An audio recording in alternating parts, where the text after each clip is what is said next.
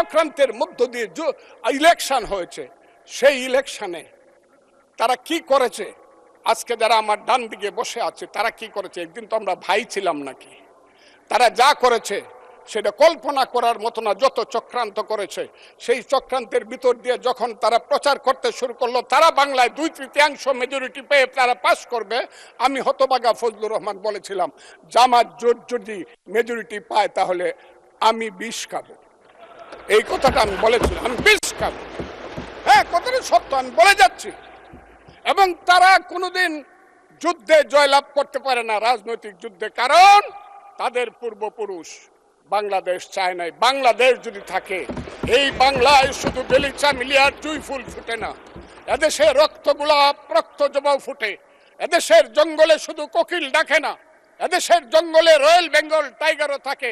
যতদিন royal Bengal tiger থাকবে, মুক্তিযোদ্ধা জিতবে, রাজাকার কোনোদিন এদেশে জয় লাভ করতে পারবে না।